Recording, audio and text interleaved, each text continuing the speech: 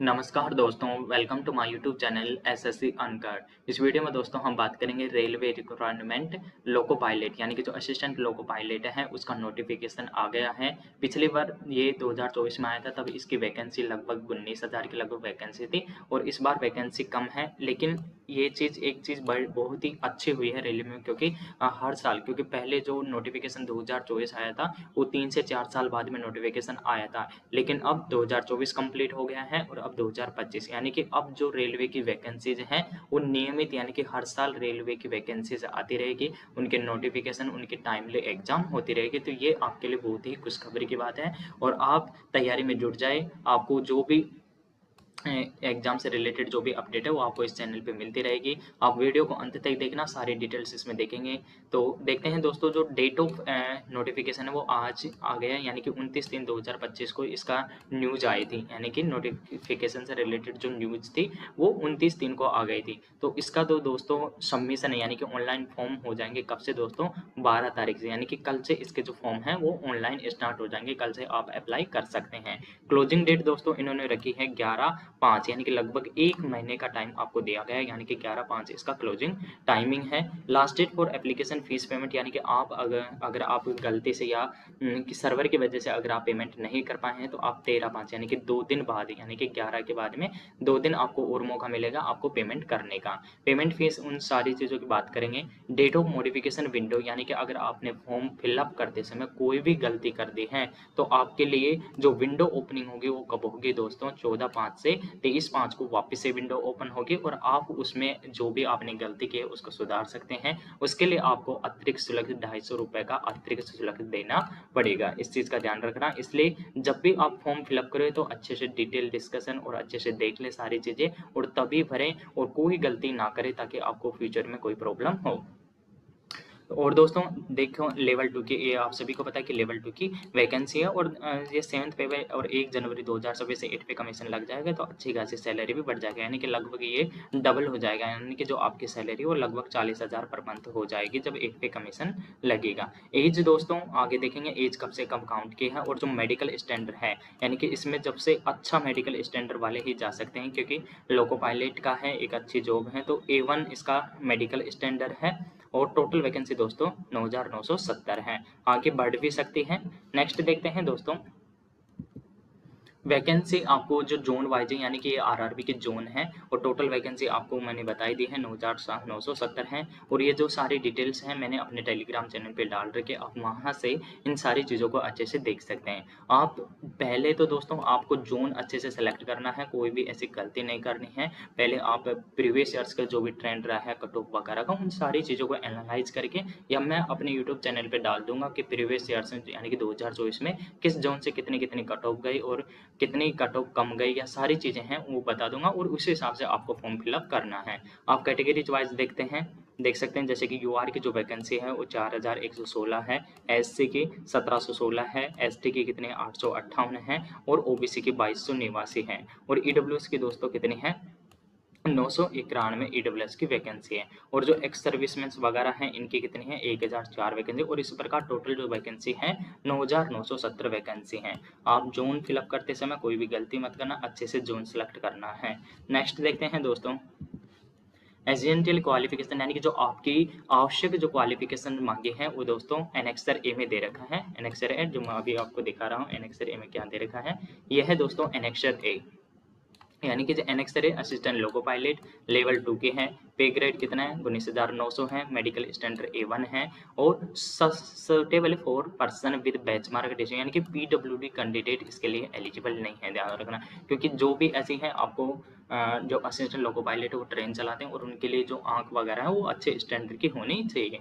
The qualification जैसे matriculation level और SSLC plus ITI form recognise institute और NCVT और SCVT in the trend of heater electrical और instrument mechanic. इस चीज़ में जो कि आपको बेसिक चीज़ें हैं ये तो आपको पता ही होगा, जब आप रेलवे की तैयारी कर रहे हैं तो खासकर लोग आईआईटी वो आईटीआई इसीलिए करते हैं ताकि इन वैकेंसियों के लिए आप एलिजिबल हो और इनके फॉर्म आप फिलअप कर सकें।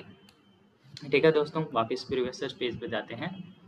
ये दोस्तों आपकी फीस है, यानी कि एग्जामिनेशन जो फीस है वो कितना रखा है, यानी कि फॉर ऑल कैंडिडेट, यानी कि जो कैटेगरी वाइज है दोस्तों, SC ST के लिए कैटेगरी है उसके लिए 250 रुपये फीस रखा गया है। और जो जो जनरल कैटेगरीज है उसके लिए दोस्तों कितना फीस रखा गया है, 500 रुपये for all except SC ST, यानी कि जो दो में दे रखा है, यानी सीरियल नंबर 2 में कौन कौन सी है दोस्तों, SC ST, ex serviceman, females और ट्रांसजेंडर माइनॉरिटी। ये इनके अलावा जो भी कैटेगरी है वो 500 रुपये पे करेंगे और बाकी इनके अंदर है वो 250 रुपये लेंगे, ठीक है।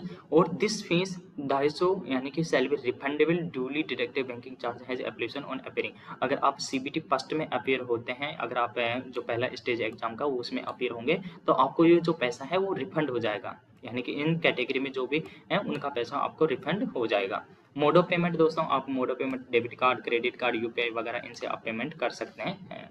नेक्स्ट देखते हैं दोस्तों एज काउंट। दोस्तों जो सबसे इम्पोर्टेंट होता है, जो एज काउंट किया गया है वो कितना किया गया है, 1/7/2025, यानी कि जो एज काउंट किया गया है ना, ये सबसे गलत है। इनको 1 जनवरी से एज काउंट करना चाहिए। एक साथ से कौन सा कैलेंडर स्टार्ट होता है, 1/7/2025 से, यानी कि 1 जुलाई से इन्होंने एज काउंट की है। इनको एज काउंट करना चाहिए था 1/1/2025 से, लेकिन पता नहीं क्या कर सकते हैं।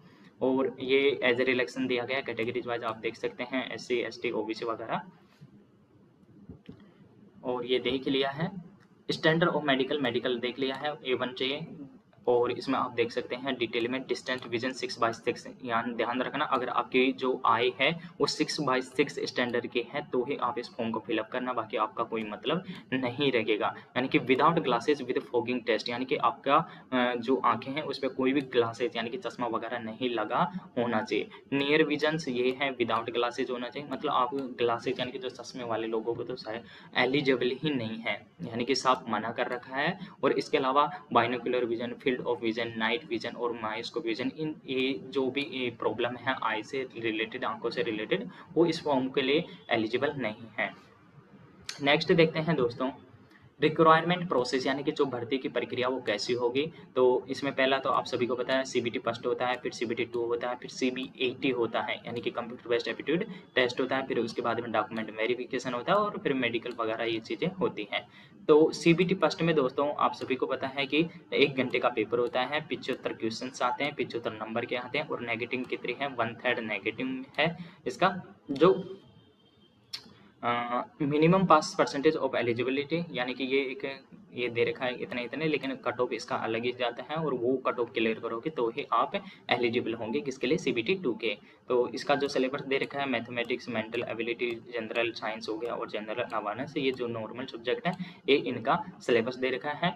और आप डिटेल में नोटिफिकेशन में देख लेना, मैं टेलीग्राम चैनल पर डाल रखा है। और सेकंड है दोस्तों जो सबसे इम्पोर्टेंट है और इसी से आपका सिलेक्शन होगा, CBT 2 है। तो CBT 2 में दोस्तों आप यहाँ देखेंगे कि जो क्वेश्चंस हैं वो बहुत ही ज़्यादा क्वेश्चंस हैं, यानी कि 175 क्वेश्चन शामिल किए गए हैं। और जो 2 पार्ट होंगे, पार्ट A होगा और पार्ट B होगा। पार्ट A 90 मिनट का होगा जिसमें 100 क्वेश्चन होंगे, और पार्ट B होगा वो 60 मिनट का होगा, उसमें 75 क्वेश्चन होंगे, वही नेगेटिव 1/3 नेगेटिव है इसमें।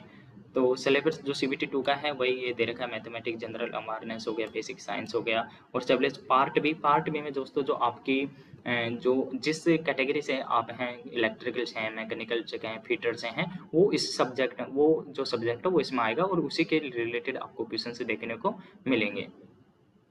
यहाँ आप देख सकते हैं, यानी कि पार्ट बी क्वालिफाइंग टेस्ट है ऑफ CBT 2। तो दोस्तों यहाँ इलेक्ट्रिकल हो गए, ये सारी चीज़ें आप खुद देख सकते हैं, आपको इसकी ज़्यादा नॉलेज होगी क्योंकि आपने इसके लिए क्वालिफाई किया है। तो आपको ये देख लेना, मैं टेलीग्राम चैनल पर डाल दूंगा ये सारी डिटेल। इसके अलावा दोस्तों सबसे बड़ी चीज़ है, आप जब फोटो अपलोड करो तो कोई भी ऐसी गलती मत कर देना, फोटो और सिग्नेचर, ताकि आपका फॉर्म रिजेक्ट हो जाए बाद में। और बाद में जब आपका DV हो तो आपको ये सारी चीज़ें प्रॉब्लम फेस करनी पड़े। तो फोटो और सिग्नेचर ये अच्छे से डालना, आपको देख लेना। 50 DPI रेजोल्यूशन से होगा और 50 से 150 KB में फ़ोटो होनी चाहिए। और सिग्नेचर के लिए दोस्तों, सिग्नेचर इमेज के लिए यहाँ दे रखा है 30 से 49 KB में होनी चाहिए। और मिनिमम जो है 140 पिक्सल्स और 160 पिक्सल्स के बीच में ही होनी चाहिए। आप मिलीमीटर में आप ये हाइट देखेंगे तो इस प्रकार होनी चाहिए। और भी दोस्तों जो गाइडेंस दे रखा है कि the photo should have clear front view of the candidate without wearing sun glasses, यानी कि आपको कोई भी सन ग्लासेज या चश्मा पहनकर फोटो नहीं डालना है, और डार्क ग्लासेज, कैप और हार्ड हैट, यानी कि आप कोई भी कैप या टोपी वगैरह पहनकर आप फोटो नहीं डाल सकते।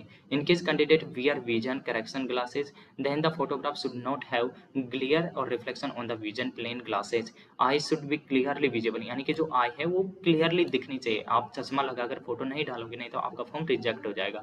हेड यानी कि जो आपका सिर है should be occupy at least 50% of the area, यानी कि जो फोटो है उसके 50% एरिया को कवर करता आपका जो हेड है वो कवर करे। With full face view looking at the camera directly front ward. Further the area of elbow, blow elbow हो गया, ब्लो चेस्ट हो गया, ये सारी चीज़ें अच्छे से दोस्तों विजिबल होनी चाहिए। मेन तो है दोस्तों आप कोई भी चश्मा या आप मतलब अगर आपका दाढ़ी वगैरह बड़ा है, बाल वगैरह बड़ा है, और ये इन चीज़ों के आप रिस्क मत लेना। आप कोई भी कैप पहन के आप, क्योंकि आपके जो कान वगैरह हैं ये अच्छे से दिखने चाहिए ताकि आपकी जो फोटो है वो रिजेक्ट ना हो। तो ये दोस्तों फ़ोटो से रिलेटेड जो गाइडेंस है वो आपको मैंने बता दिया है। और सिग्नेचर के लिए दोस्तों, ये सिग्नेचर के लिए इतना वो नहीं है। सिग्नेचर के लिए आपको बस ये चीज़ें ध्यान रखना है। Signature must have signed by the applicant only. The applicant signature obtain at the time of the exam, यानी कि जब आप आके भी सेम ध्यान रखना, आपका जो सिग्नेचर है डीवी मेडिकल आपके जितने भी स्टेज ऑफ एग्जामिनेशन है उसमें जो आपका सिग्नेचर है वो सेम होना चाहिए, ना कि इसमें कोई भी परिवर्तन होना चाहिए, नहीं आपको डिस्क्वालीफाई कर दिया जाएगा। तो ये सारी चीज़ें थी दोस्तों। और आपको SC ST का जो सर्टिफिकेट है वो भी अपलोड करना होगा। तो ये बिलो 400 KB, यानी कि 400 KB से कम की आपकी PDF होनी चाहिए। और the certificate should be legible, clear and latest और valid on the closing date of the submission of online, यानी कि अच्छे से दिखना चाहिए, ऐसे नहीं कि ब्लरिंग आ रहा है, अच्छे से दिख नहीं रहा है। तो ये सारी चीज़ें हैं दोस्तों, इनको अच्छे से ध्यान से फॉर्म फिलअप करना है। नेक्स्ट देखते हैं डॉक्यूमेंट वेरिफिकेशन। तो दोस्तों डॉक्यूमेंट वेरिफिकेशन का प्रोसेस है जो फाइनल प्रोसेस है based on the mark and merit candidate और in part A of CBT2 qualifying in part B of CBT2 and score in CBAT candidate equal to number of vacancies will be shortlisted for the document verification. यानी कि जो part first है, यानी कि CBT first है, वो तो एकदम क्वालिफाइंग है। और उसके बाद में जब आप CBT2 और CBT के पार्ट फर्स्ट और सेकंड में और CBAT में जब आप नंबर लाओगे उसके अनुसार आपका मेरिट लिस्ट बनेगा और उसी अनुसार आपका DV होगा और आगे की प्रोसेस के लिए आप क्वालिफाई होंगे। ठीक है दोस्तों।